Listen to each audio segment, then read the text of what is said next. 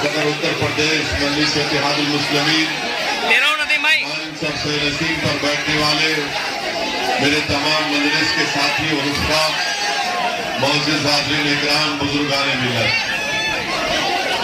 मेरे अजीज दोस्तों और बुजुर्गों,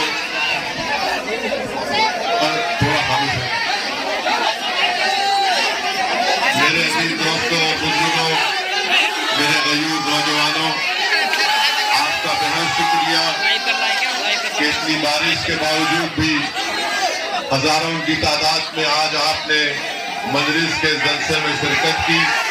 मैं आपका दिल की गहराइयों से शुक्रिया अदा करता हूँ। आप तमाम का यहाँ पर बारिश में भी ठहरना इस बात का पैगाम देता है कि इंशाअल्लाह ताला मजलिस इत्तेहादुल मुस्लिमीन बातिल ताकतों के तूफानों के बावजूद भी अपने सफर को जारी और सारी रखेंगे। मेरे अजीज दोस्तों और बुजुर्गों, आज हम जलसा कर रहे हैं और अल्लाह सुब्हानहू व तआला की तरफ से रहमत की बारिश भी हो रही है। इंशाअल्लाह ताला ये हमारे लिए बड़ी खुशहाल बात है। मैं आज के जलसे से मजलिस इत्तेहादुल मुस्लिमीन के मुखालिफीन को पास तौर से उत्तर प्रदेश के मुख्यमंत्री योगी आदित्यनाथ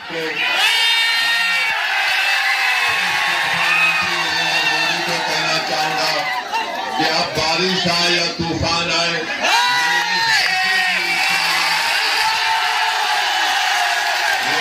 दोस्तों और बुजुर्गों, आपका इस तरह से यहाँ पर जमा होना उन तमाम नाम निहाद से जुड़े पार्टियों को एक पैगाम देता है कि देख लो, किसी के सियासी जलसे में बारिश के बावजूद भी हजारों की तादाद में आवाम जनता नहीं पाती। आवाम बारिश के बावजूद भी भीग रही है, कपड़े पूरे पानी में भीग चुके हैं, मगर हमारे हौसले बुलंद हैं, हमारे जज्बात और हमारे होश पर रहकर हमको आगे का सफर तय करना है। मैं आपसे गुजारिश करने आया हूं कि आने वाले चंद महीनों में जो उत्तर प्रदेश में विधानसभा के इलेक्शन होने जा रहे हैं, मेरी आपसे गुजारिश है कि आप मुत्तहदा यहाँ से मजलिस इत्तेहादुल मुस्लिमीन के उम्मीदवार को कामयाब और कामयाब करेंगे। ये एक तारीखी विधानसभा की सीट है, यहाँ पर बहुत से मसले और मसाइल हैं। मैं आपको वादा करता हूँ कि ये जो कचरे का डंपिंग यार्ड का मसला जो बड़ी तेजी से आवाम के लिए मुश्किलात का बाइस बन रहा है, जो गांव के लोग उस डंपिंग यार्ड के खिलाफ एहतजाज कर रहे हैं, मजलिस इत्तेहादुल मुस्लिमीन उनके साथ खड़ी है। हम भी नहीं चाहते कि डंपिंग यार्ड यहाँ पर गाजियाबाद के म्युनिसिपल कॉर्पोरेशन में गाँव में खोला जाए। दूसरी बात, जो आपके पास रोड नहीं है, बड़ी मुश्किल यहाँ पर होती है।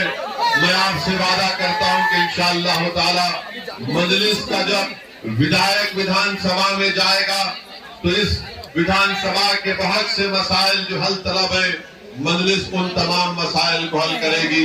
मेरे अजीज दोस्तों और बुजुर्गों, यहीं पर आप जानते हैं कि बहुत से मसाइल और प्रॉब्लम्स यहाँ पर आपके पास है। मैं सिर्फ सरसरी तौर पर इसका जिक्र करके यहाँ से अपनी जगह को ले लूंगा।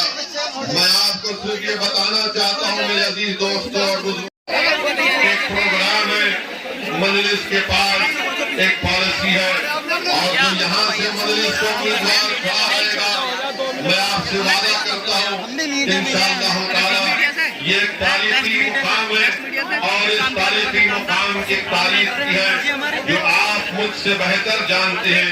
मेरे अजीज दोस्तों और बुजुर्गों, मैं आज के इस जलसे से ये बात भी कहना जरूरी समझता हूँ, हमारे हिंदू भाइयों को, हमारे दलित भाइयों को, हमारे बैकवर्ड क्लास के भाइयों को, अगर आप कभी हमारी मस्जिद में आएंगे या फिर हमारे मदरसे में आएंगे तो ना सिर्फ हम आपको पानी और चाय पिलाएंगे, बल्कि हम आपको बिठा कर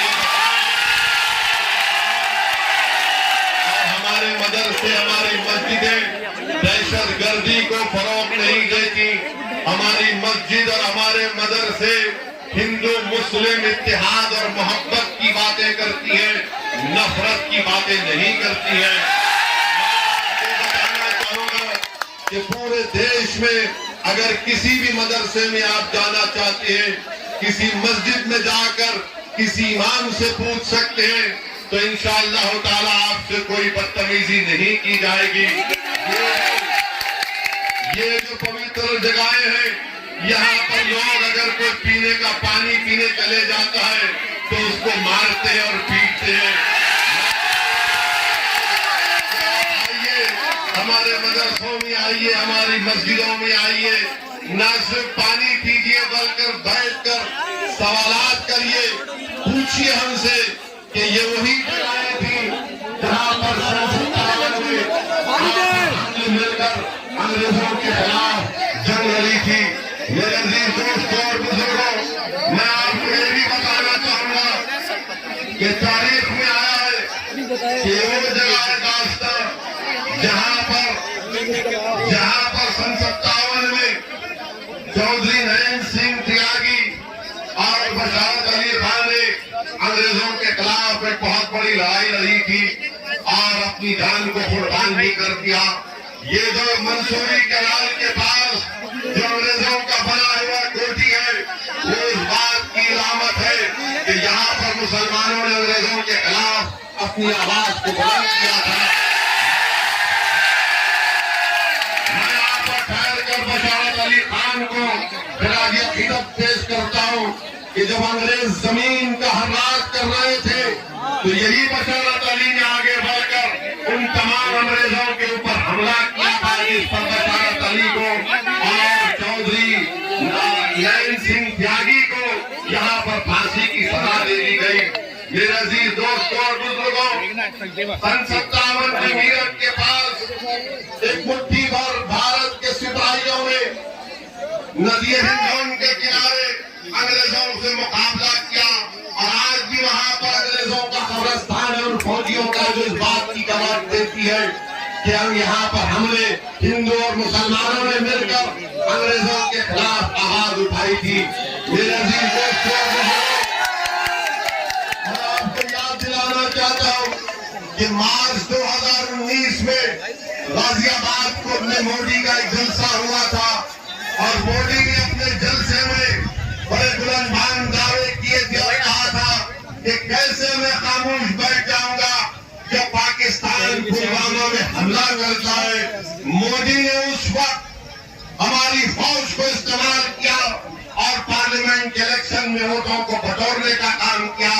मैं आज उसी गाजियाबाद से नरेंद्र मोदी से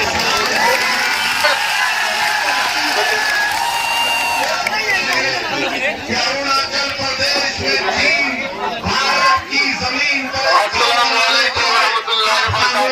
है? हम देश के प्रधानमंत्री से पूछना चाहते हैं कि उत्तराखंड में चीन हमारी भारत की जमीन में आकर हमारे को तोड़ कर तशरीफ ला चुके हैं, खामोश क्यों है? हम देश के प्रधानमंत्री से पूछना चाहते हैं कि लद्दाख में, डेनचार्क में, जबसांग में चीन की फौज हमारी जमीन पर कब्जा कर बैठी है, देश का प्रधानमंत्री खामोश क्यों है? प्रधानमंत्री देश ये जानना चाहता है जिस तरह आपने पाकिस्तान में घुसकर हमला किया, आज आप चीन पर भी हमला।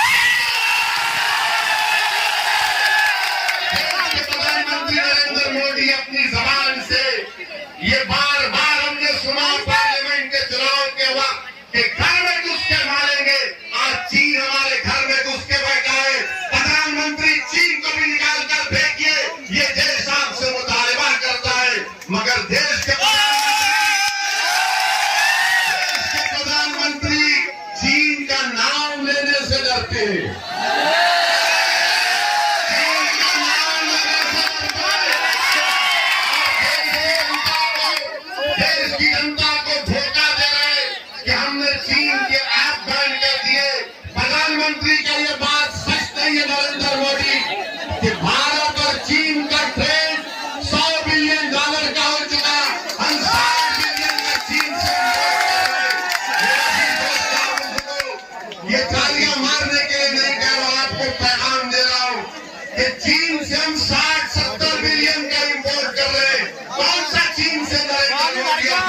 घाटा कर रही है। मेरे अजीज दोस्तों और बुजुर्गों, तीसरी बात ये कि यहाँ पर हज हाउस है, आला हजरत के नाम से आज जो हज हाउस को ताला डाल दिया गया। एनजीटी का ऑर्डर आया, क्यों नहीं योगी आदित्यनाथ की सरकार उस एनजीटी के ऑर्डर के खिलाफ पहुंचाना जरूरी समझता हूँ। क्या आप सुनने तैयार है? अभी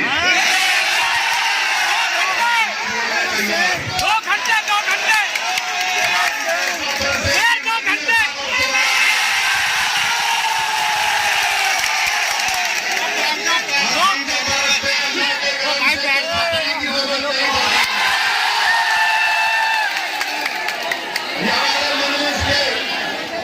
हमारे मजलिस के मुखालिफीन और खास तौर से यहाँ के विधायक का नाम असलम चौधरी ने बड़ी बड़ी बातें की मजलिस इत्तेहाद मुस्लिमीन के बारे में। असलम चौधरी अब तक किसी एक मर्द मुजाहिद से वास्ता नहीं पाया।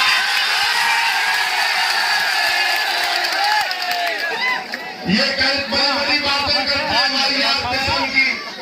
हम इनको बताना चाहेंगे, इन तमाम सेकुलर पार्टी को बताना चाहेंगे कि इंशाअल्लाह ताला इस विधानसभा से यहाँ से मजलिस का उम्मीदवार यहाँ से मेरे विधायक बनकर जाएगा इंशाअल्लाह। आपका जज्बा देखकर, ये आपकी मोहब्बत देखकर, ये आपकी वाबस्तगी देखकर, ये आपका बेनफ्स होकर एक बारिश हो रही है और आप यहाँ पर खड़े हुए, वो इस बात का पैगाम देती है कि इंशाअल्लाह ताला मजलिस इत्तेहाद मुस्लिमीन की कामयाबी को, मजलिस के उत्तर प्रदेश में बढ़ते हुए कदमों को अब कोई सियासी जमात नहीं। दोस्तों बुजुर्गों, गाजियाबाद जिले में 5 विधानसभा है, 5 विधानसभा है। मैं आपको इसलिए बताना जरूरी समझता हूँ कि मजलिस के ऊपर इल्जाम लगाया जाता है कि मजलिस खड़े रहेगी तो वोट डिवाइड होगा।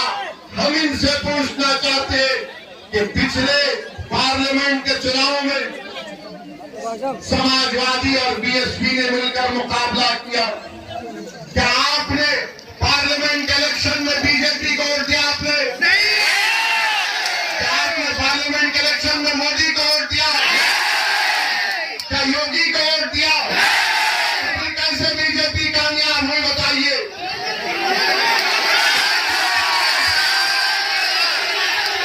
मेरे अजीज दोस्तों और बुजुर्गों, मैं आपको बताने आ रहा हूं कि इस विधानसभा के चुनाव में अगर उत्तर प्रदेश का मुसलमान मुत्तहिदा तौर पर अपने वोट का इस्तेमाल करेगा तो यकीनन इंशाअल्लाह ताला उत्तर प्रदेश के मुसलमानों की ताकत इन तमाम पार्टियों को नजर आ जाएगी। अपने वोट का इस्तेमाल मजलिस के हक में करेंगे तो आपके वोट की कीमत बढ़ेगी, आपकी ताकत की और आपके वोट की अहमियत बढ़ेगी। इसीलिए मैं आपसे गुजारिश करने आया हूँ कि आप मुत्तहिदा दौर पर आने वाले विधानसभा में मजलिस के अपने वोट का इस्तेमाल करिए। सुनिए मेरी इस बात को, गाजियाबाद विधानसभा में कांग्रेस और सपा ने मिलकर इलेक्शन लड़ा था ना पिछले बार। अब आप सुनिए हकीकत क्या है।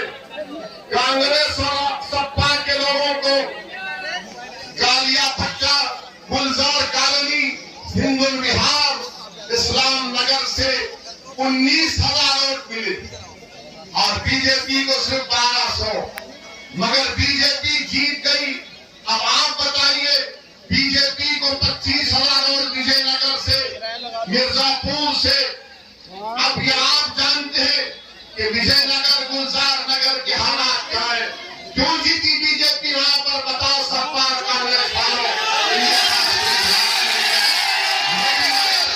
मोदीनगर विधानसभा अब्दुल वहाब चौधरी साहब वहां पर 60,000 वोट से हार गए। 2012 में कांग्रेस और आरएलडी ने इसको यहां से जीता था। बीजेपी से उस वक्त 8% वोट ली थी 2012 में मोदीनगर विधानसभा से। सोचिए कि 5 साल में 2012 और 2017 आने तक बीजेपी को 50% वोट मिला। 8.5% से बीजेपी को 50% वोट कैसे मिला? तो मालूम हुआ कि गोविंदपुरी, हरमतपुरी, इन तमाम इलाकों से बीजेपी को वोट मिले और 2009 से वहां से बीएसपी को शिकस्त मिली। तीसरी विधानसभा है सैयाबाद विधानसभा, जहां से अमरपाल शर्मा 2012 में बीएसपी के जीते थे। अमरपाल साहब एसपी और कांग्रेस में चले गए और बीजेपी से हार गए। बीएसपी के जलालुद्दीन साहब तीसरे नंबर पर आए। मेरे अजीज दोस्तों और बुजुर्गों, बीजेपी ने 2012 में 99,000 वोट मिले थे। 2017 में बीजेपी को 2,65,000 वोट मिले। क्या मैं तो नहीं रहा ना? कैसे मिले बीजेपी को बताइए आप? मुरादनगर विधानसभा 2012 में आपने देख लिया। फिर लोनी विधानसभा है, जाकिर साहब एमएलए थे 12 में, 17 में हार गए। 2012 में बीजेपी को 48,000 वोट मिले 2017 में। और बताइए इतनी बड़ी तादाद में बीजेपी को वोट कैसे मिलते हैं? मेरे अजीज दोस्तों और बुजुर्गों, आपको मैं बताना चाह रहा हूं कि आपको मुसलमानों को बहलाया जाता है, फुसलाया जाता है, धोखा दिया जाता है कि मुत्तहिदा वोट का इस्तेमाल करो। जब आप मुत्तहिदा वोट का इस्तेमाल करते आ रहे मगर बीजेपी जीतती जा रही है। आपने मुत्तहिदा अपने वोट का इस्तेमाल किया मगर आपके तालीम के मसाइल हल नहीं हुए, रोड नहीं बनती। यहाँ पर इंडस्ट्रियल एरिया का गंदा पानी खेतों में चला जाता है, लोग परेशान होते हैं। मेरे अजीज दोस्तों और बुजुर्गों, कल तक आपके पास कोई विकल्प नहीं था, आज आपके पास मजलिस इत्तेहादुल मुस्लिमीन के रूप में एक विकल्प है।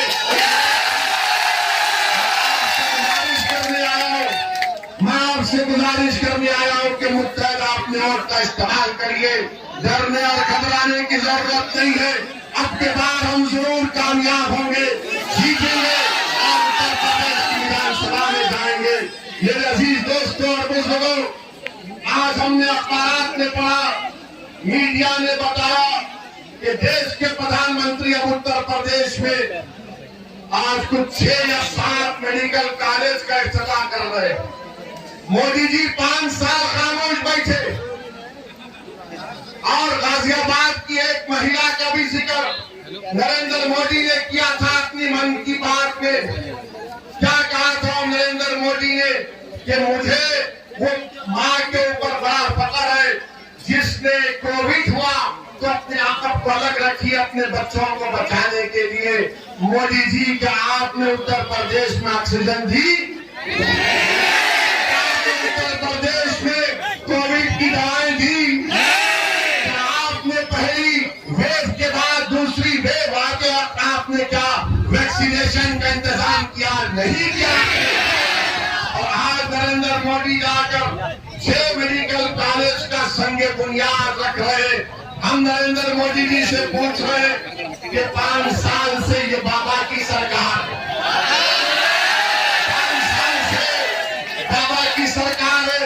क्या आपको नहीं मालूम देश के प्रधानमंत्री के कम्युनिटी उत्तर प्रदेश में public primary health care centre में 4,509 डॉक्टर की सैंक्शन स्ट्रेंथ है। बाबा ये तो बताओ कि कितने डॉक्टर काम कर रहे हैं? सिर्फ 1344 काम कर रहे हैं। 2,297 डॉक्टर नहीं है तो बाबा क्या कर रहे हैं? मोदी जी क्या कर रहे हैं?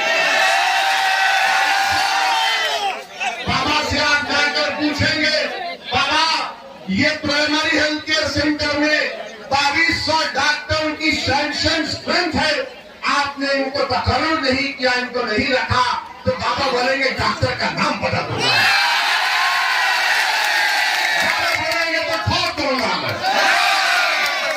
आप अंदाजा लगाइए कि उत्तर प्रदेश में सिर्फ 6% ऐसे हैं जो किसी हेल्थ इंश्योरेंस स्कीम से कवर है।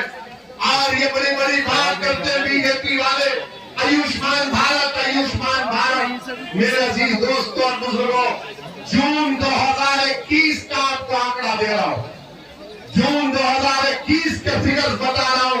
उत्तर प्रदेश में आयुष्मान भारत में सिर्फ 975 लोगों को ट्रीटमेंट मिला जून 2021 तक, और सिर्फ 1500 लोगों को स्कीम में टेस्ट किया गया जून 2021 तक। आप बताइए बीजेपी कितना लंबा झूठ बोलती है। नरेंद्र मोदी हो या योगी हो, बोलेंगे कि लॉ एंड ऑर्डर पर कोई कॉम्प्रोमाइज नहीं होगा।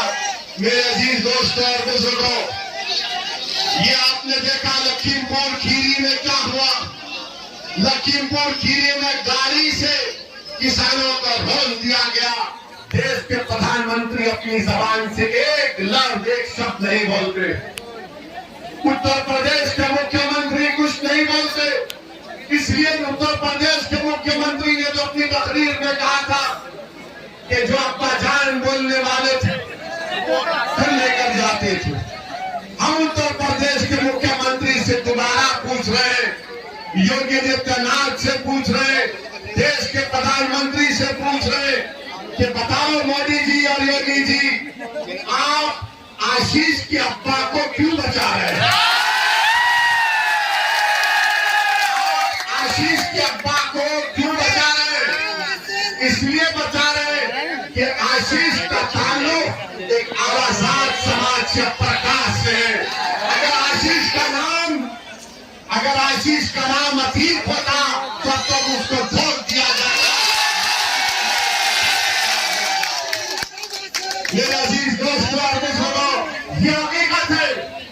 ये लखीमपुर का वाकया उत्तर प्रदेश के मुसलमानों को समझना पड़ेगा। आज के बाद अपने शहरों में बिठाना पड़ेगा कि जिस समाज के पास ताकत होगी, आशीष का ताल्लुक एक ताकतवर समाज से, इसलिए देश का प्रधानमंत्री उसके बाप को मिनिस्ट्री से नहीं हटा सकता। आशीष का ताल्लुक जिसने गाड़ी चलाकर 5 किसानों को मार दिया, उस घरों में अंधेरा कर दिया, बहनों को अपने भाई से महरूम कर दिया, एक ज़ईफ बाप को अपने नौजवान बेटे से महरूम कर दिया। मोदी जी और योगी जी उसको बचा रहे, इसलिए कि उस समाज की वोट को हासिल करना है। बताओ उत्तर प्रदेश के मुसलमानों, क्या तुम्हारे खून की कीमत है?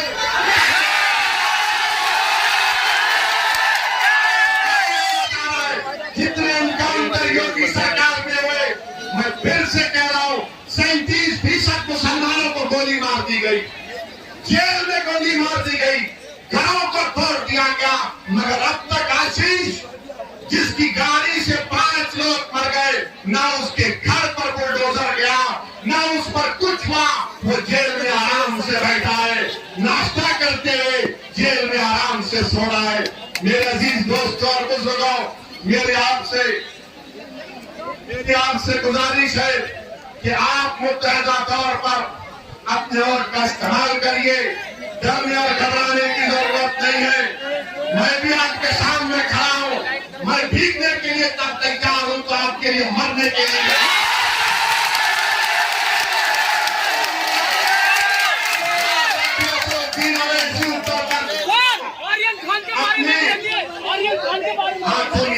असदुद्दीन अवैसी अपनी मकबूलियत में इजाफा करने के लिए नहीं आया है। असदुद्दीन अवैसी आपको नेता बनाने के लिए आया है।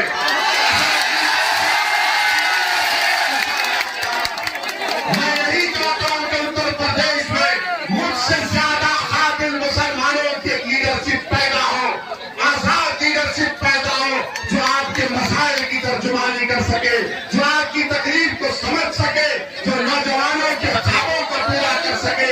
मेरे अजीज दोस्तों और बुजुर्गों, मिलकर हमको आगे बढ़ना है। हम किसी समाज के खिलाफ नहीं है, हम किसी मजहब के खिलाफ ना थे ना रहेंगे। हमारी लड़ाई इंसाफ की लड़ाई है। हम हिस्सा चाहते हैं, हिस्सेदारी की हमारी लड़ाई है। हमको हमारा हिस्सा मिलना चाहिए। उत्तर प्रदेश में 19% मुसलमान है, 9% पर यादव का मुख्यमंत्री बन जाता। कितने ठाकुर हैं योगी मुख्यमंत्री बन जाते हैं। ये आपको सोचता है, आपको फैसला करना है। याद रखिए, दर्द हमारे पेट में होगा तो अजमान हमको खाना पड़ेगा।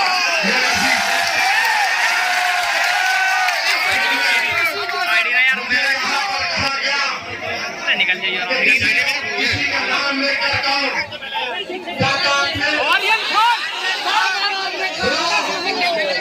तुम एक फिल्म स्टार के बेटे की बात कर रहे हो। क्या उत्तर प्रदेश की जेलों में 27% मुसलमान जेल में नहीं है? इसकी बात कौन करेगा फिर?